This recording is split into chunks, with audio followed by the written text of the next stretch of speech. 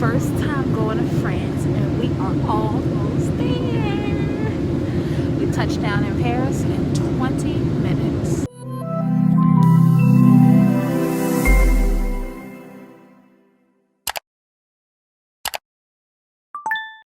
What's up, travel gang? Welcome back to my channel. For those of y'all who are new, my name is Tani and I'm a travel agent and a travel connoisseur.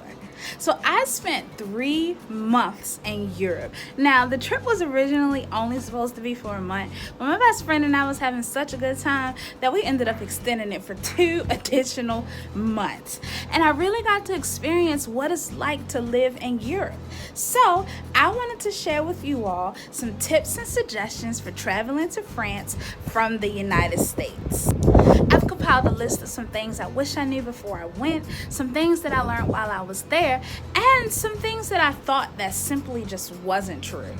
After this video, you are definitely going to be more than prepared to travel to France. So make sure to like, subscribe, and comment if you enjoyed this video. Turn on those post notifications so that you get notified when I post my next video. And without further ado, let's get into the video.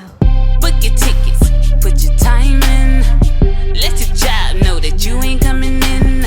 You got a life to live so they can handle it. You got a flight and it's about to be landing. Rockin' with Tani Travels. Anything you want, she can handle. From the hotels to the transport. Anything you want, she can handle. I'm rockin' with Tani Travels.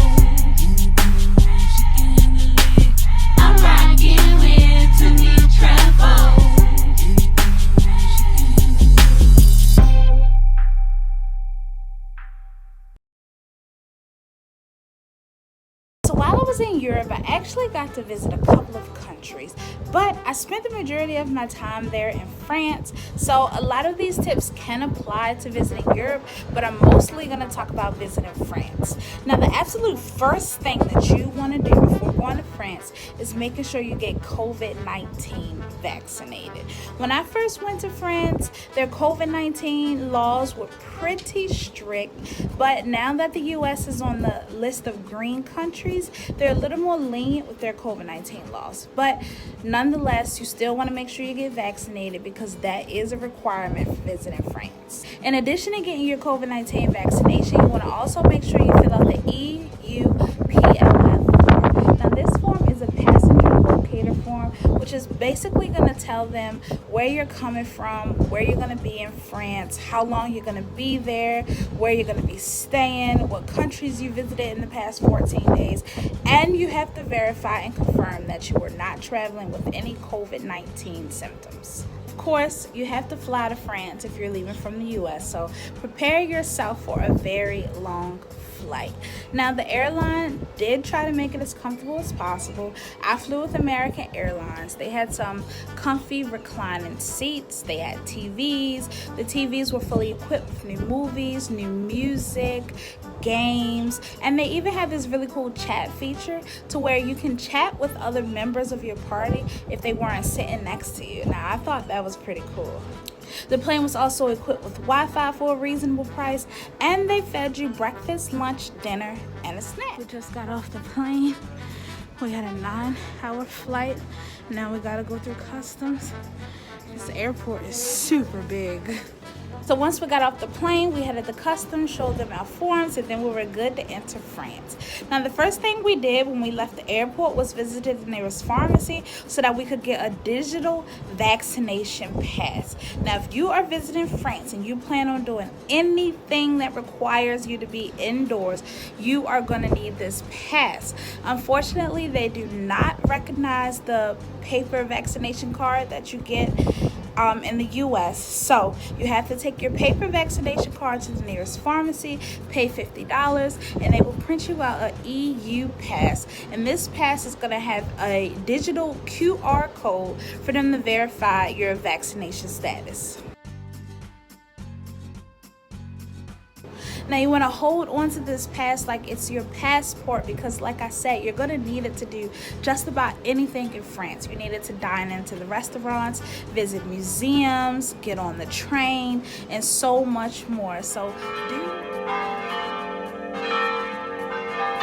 So for my first portion of living in France, I stayed in Cannes. Now staying in an area like Cannes was perfect for me because it gave me a chance to see some parts of France that you don't really see like in the TV shows and movies. And Cannes was also in a central location. So for all the places that I wanted to visit in France, they were just a short train ride away. Another great thing about staying in an area that's not super touristy means that you can find some beautiful places to stay for a reasonable price.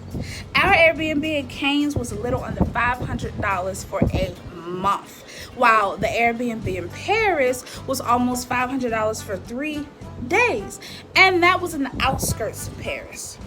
A place in Paris can easily run you between $150 to $400 a night, depending on your preferences. Now, don't get me wrong, you can definitely find some cheaper places in Paris, but for my particular preference and comfort, that was around the price range that I was finding. If you guys want to see a room tour of my apartment that I had in Cannes, go check out my room tours around the world video. The apartment was super cute, and the video will give you a first-hand look at the kind of place that I got for a little under $500 a month. In my rooms tour around the world video, I mentioned this plug socket right here. Here's a close-up of what they look like. If you're traveling from the US to Europe, you will want to get an adapter that looks something like this. Now, this will allow you to plug in your US devices with no problems. I would suggest getting one before traveling to Europe. They have plenty of options available on Amazon. But if you're already in Europe and you need one, I found one at this store. So while I was in France, I noticed that a lot of people were walking to get around. I actually did a lot of walking when I explored the different towns of France, so I would suggest bringing some comfortable walking shoes. Uber is also available in France, and they had electric scooters for rent. The easiest way to get from city to city, in my opinion, was riding the train. Now, the train was very affordable in France, and you could take it just about anywhere. I rode the train to Paris, Nice, Toulouse, Marseille, and some other parts. You can even take the train to other European countries if that interests you. The train is a really popular method of travel here. Like, you can literally travel to different countries on the trains here, and it's fast too. I really like how fast it is. We have maybe like a 20-minute train ride to get from here in Cannes to Nice, which is where our excursion is gonna be.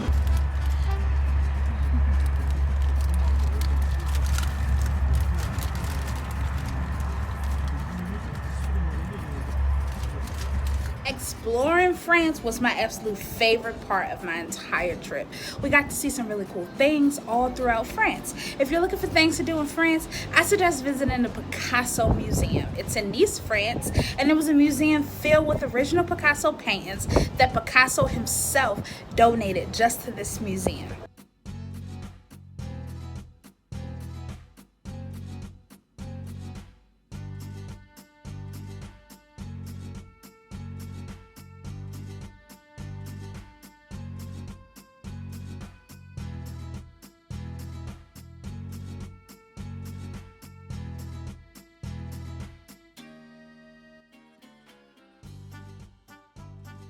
Another cool thing to do in France is to get a naked drawing of yourself from this amazing artist named Oliver. Now, Oliver is located in Toulouse, France, and this was literally one of the most unique things that me and my best friend did on our trip. His studio was super cozy, and it was filled with his art, and he made the entire experience super comfortable. At the end, you leave with having a super unique experience and a really cool drawing of yourself. That's more than what I expect. I can hear you like it's... That is so good. Oh my God. Two more things I suggest before leaving France is visiting Paris to see the Eiffel Tower and to visit the Rivera Museum. Now, the Rivera Museum is the museum that houses the Mona Lisa, and they'll also have some other pretty famous paintings that I'm sure you'll recognize after you're done exploring the massive museum. I made it, and it's beautiful.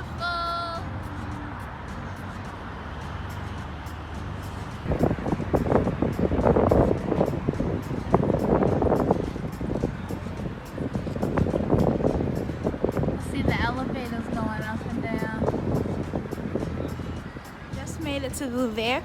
We're about to head over into the line, scan our tickets, and head in.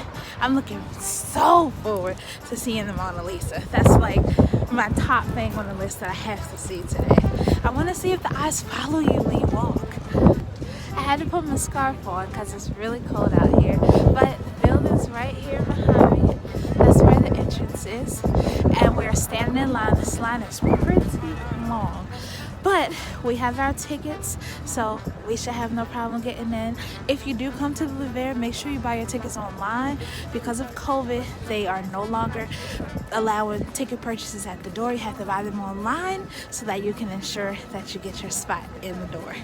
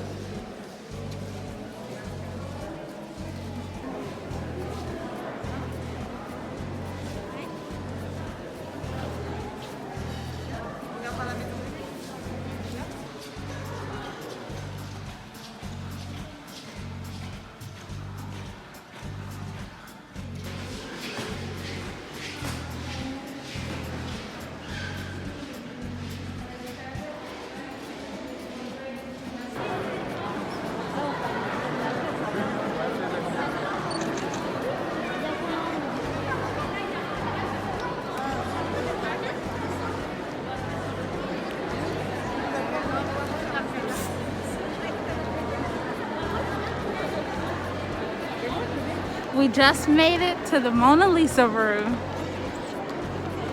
It's a line. We have to stand in the line. Look at this.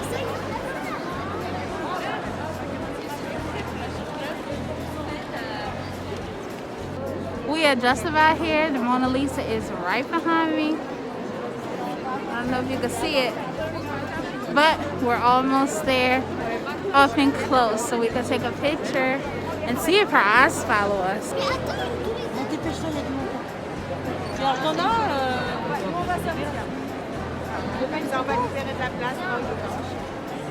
Okay, so the last thing that I want to talk about for this video is the food in France. Now, France is full of nice restaurants with delicious food. They have a good amount of Michelin star restaurants as well. I would definitely suggest trying some of the French cuisine. It's some of the best food that I've had so far. The restaurants operate a little different from the restaurants in the States. Most of them are open in the morning until around 3 to 5 p.m. and then they close. Now, during this period of being closed, they are actually transitioning over to their dinner menu. If you arrive to a restaurant before 7 and they're still open, they most likely won't be serving food. But you can order drinks and sit down and chat and wait until the kitchen opens at 7. I would suggest trying their wine. It's really good, and a lot of French people drink wine with just about every meal, especially their dinner. Also, when you eat out, tipping isn't necessary because they do include a 15% service fee at all restaurants, cafes, bars, etc. But if you enjoyed your experience and your waiter, it doesn't hurt to leave a tip to show your appreciation for their service. If you end up at a place with a kitchen and you want to cook some of your own meals, the Carrefour is a great place to get groceries and any other necessities that you might need. It's honestly like the France version of Walmart. I almost forgot to mention, you have to try the croissants when you're in France. You have not had a croissant until you've had a French croissant. It was so good, it made this girl dance. Look at this.